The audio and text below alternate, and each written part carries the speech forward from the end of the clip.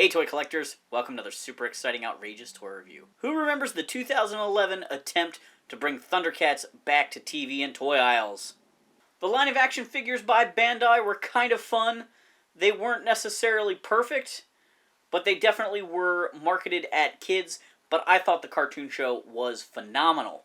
It had a really great overarching story that was set up for multiple seasons, and unfortunately, we really didn't get to see much of it. This is the 6-inch Lion-O here, who comes with some really great articulation, as well as a bunch of accessories with the sort of Omens and the claw shield in different forms.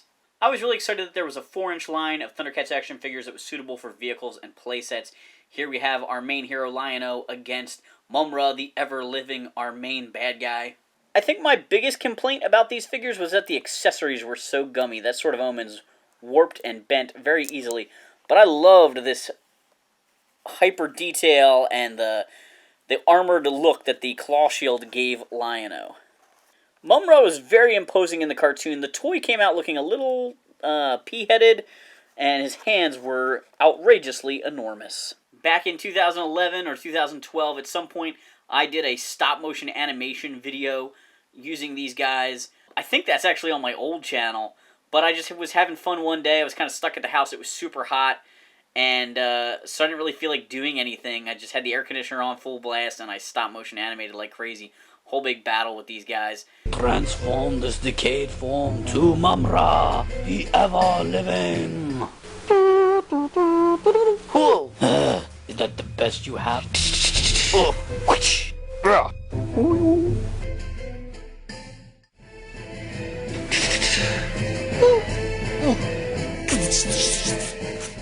Tigra and Cheetara each have an accessory. The gummy accessory with Tigra works great with him having the whip.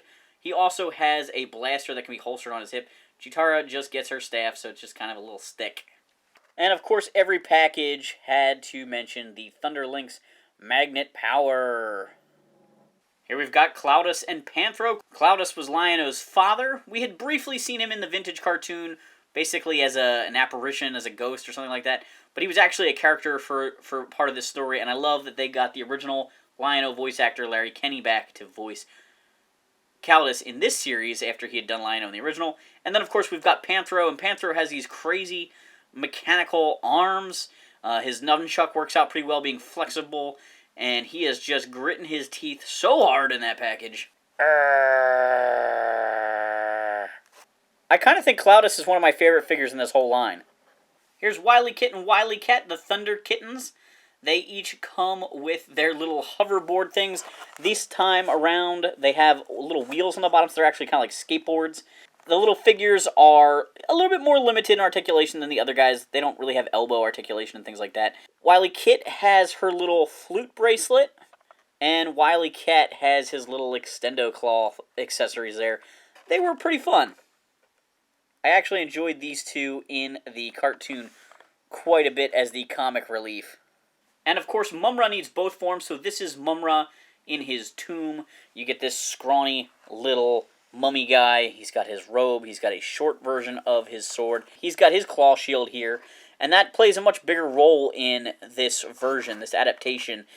And there's his Infinity Gauntlet there, kind of an important part of the storyline that never got finished, but both Lion-O and Mumm-Ra have their own little gauntlet that can use different gems to power them up. Thunder, Thundercats, oh!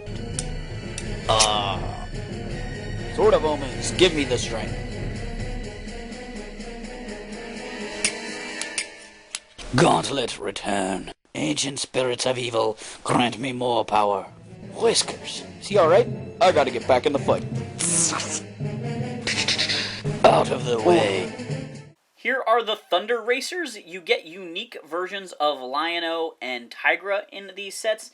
They're kind of stripped down, almost like training attire or something like that.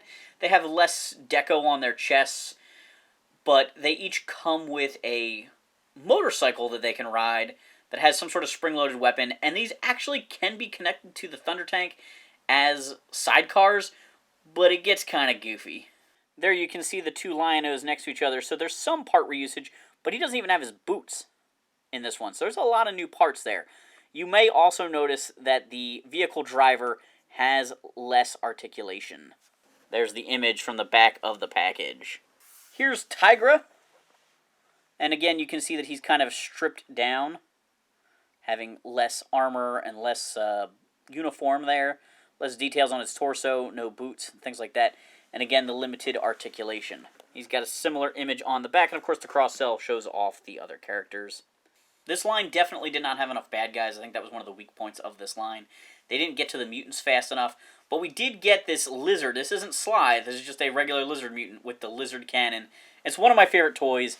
In this line, I think that the Lizard Man figure is really fun, and I like the cannon that he comes with quite a bit. There's another shot of him on the back, roll into battle. Here you can see it converts to battle mode. It pretty much just tilts up, but the seat moves with the gun. Now open the gate or I'll destroy your friend. Sword of Omens, open the gate and release the tower's power.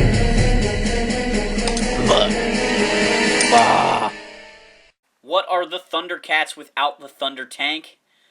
We're getting a new, gigantic, old cartoon version from Super 7, but this was the Thunder Tank released by Bandai for this line, and it included an exclusive Snarf. So if you didn't buy this just for the Snarf figure, you're not a real Thundercats fan. Of course, I hope you know I'm kidding, but it does have the Combine for added fun, where you can add the sidecars. It uses that Thunderlink technology. The magnet in the back of Snarf or other figures can activate lights and sounds. The Thunder Tank includes these sidecar motorcycle things that it can launch, which is really cool. But it just shows that the Thunder Tank toy was too small and out of scale, because the Thunder Racer toys that you get that are in scale with the figures are so big, the claws can't rest down properly when the larger versions are attached. And here's the Tower of Omens playset. What line isn't complete without a playset? Again, we've got Thunderlink features, lights and sounds, and all kinds of good stuff. This playset's a little chintzy. So the playset includes a gate that's cat-themed, and with the Thunderlink's technology, if you put a guy's back up to the cat's nose, the doors will spring open. That's a cool feature, except for the fact that a guy has to jump with his back to the gate to get it to activate. Behind that, there is the main tower. If a guy goes up the elevator on that, it springs open the top portion, and then the lights and sound can be activated. That's kind of cool. A better use of Thunderlinks, I guess. There's also a catapult, there's a little mini vehicle, and you get a clear version of the pack-in Tigra. So this is the less articulated Tigra, that comes with the vehicle, that has less details. But it is neat because Tigra can use his whip to make himself invisible, and that works out pretty perfectly. Here are a few shots of some of the little details and added features. It's not a bad playset, but it's certainly not as exciting as the playsets we got back in the 80s. The side of the box shows off some of the 6-inch figures, which I collected all of those back in the day, as well as the 4-inch deluxe figures, which I think I skipped. The Mumra with the big wings is kind of cool, and I wanted that Garoon but couldn't find him. They did also release a Slithe figure in that deluxe line, who I've heard wasn't that great, but again, I couldn't find him anywhere. The other side of the box shows off a few roleplay items. I think there were only a few other items in this line that weren't shown in this video at all, including a sarcophagus vehicle for Mumra, and Tigra's brother, or another Tigra character in a glider vehicle. Overall, I think Thundercats is too cool of a brand to not be popular in retail.